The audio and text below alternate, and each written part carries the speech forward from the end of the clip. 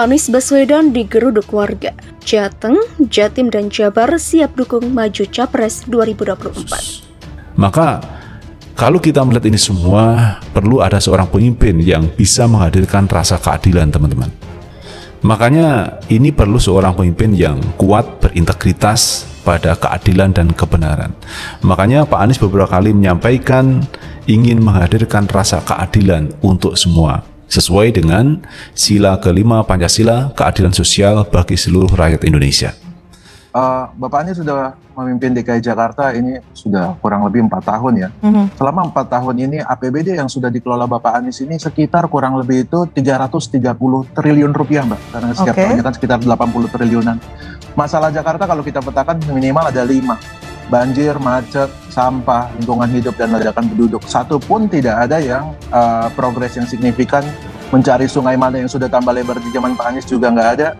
Mungkin dari 330 triliun itu produk terbaiknya Bapak Anies mungkin cuma Stadion JIS aja yang kalau nggak salah membutuhkan biaya sekitar 4,8 triliun, tapi itu pun tidak menyentuh masalah substansial DKI Jakarta yang ada 5 tersebut. Jadi menurut kita masa pemimpinan Bapak Anies dengan 330-an triliun ini adalah masa yang sia-sia. Anies misalnya berjanji tidak akan melakukan penggusuran, diferensiasi politik dengan Ahok katanya, tapi sepanjang tahun 2016 sampai 2019 ada kurang lebih sekitar 7-9 titik yang kemudian digusur oleh Anies. Terbanyak misalnya di Jakarta Selatan sebagai kota administrasi, Jakarta Pusat, kemudian ada Jakarta Barat, dan seterusnya. Itu kan sudah jauh dari panggang dari apinya. Gubernur DKI Jakarta Anies Baswedan mendapatkan dukungan besar untuk maju Capres 2024. Dikabarkan bahwa ratusan warga berasal dari Jawa Timur, Jawa Tengah, Yogyakarta, dan Jawa Barat menggeruduk rumah Anies di Lebak Bulus 2 Dalam pada Rabu dini hari 24 Agustus. Rombongan disambut langsung oleh Anies dengan rasa haru dan hormat yang tinggi karena berangkat dengan ikhtiar mereka sendiri.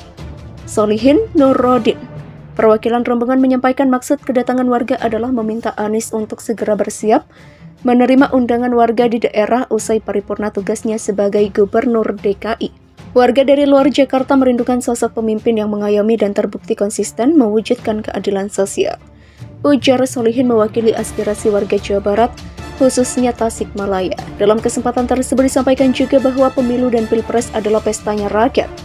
Terkait hal ini, Solihin mengimbau agar dalam membuat keputusan politik seperti menetapkan calon presiden dan wakilnya, partai-partai politik sudah seharusnya mendengarkan aspirasi rakyat, sehingga keputusan politik tersebut tidak hanya menjadi percakapan setengah kamar di antara elit partai saja. Anies Baswedan dapat banyak laporan keresahan masyarakat, harus bagaimana?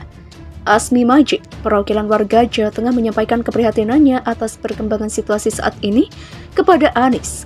Antara lain harga kebutuhan pokok yang terus naik, kasus pelanggaran hukum berat yang justru dilakukan oleh penegak hukum, lapangan pekerjaan yang kian susah, korupsi oleh para pejabat publik, kehidupan para petani yang makin berat akibat praktik mafia impor.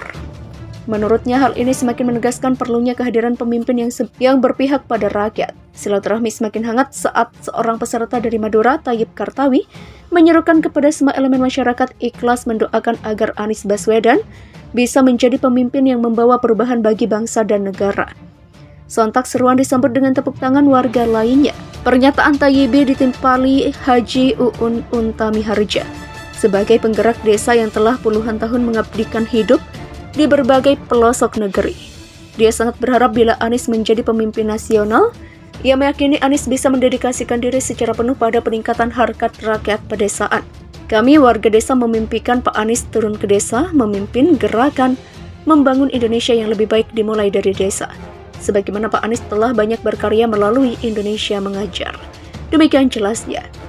Secara umum, silaturahmi di pendopo yang merupakan joglo warisan dari Kiai Hasan Basari, guru ulama-ulama besar Indonesia, itu berlangsung penuh semangat dan harapan kepada Anies Baswedan untuk maju dalam Pilpres 2024.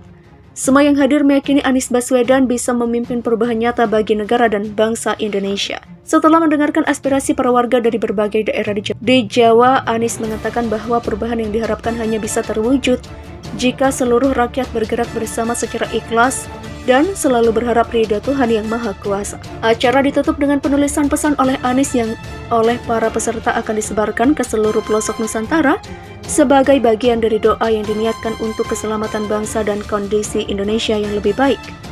Jaga ketulusan, kobarkan gelora semangat, gerakan semua daya, jangkau segala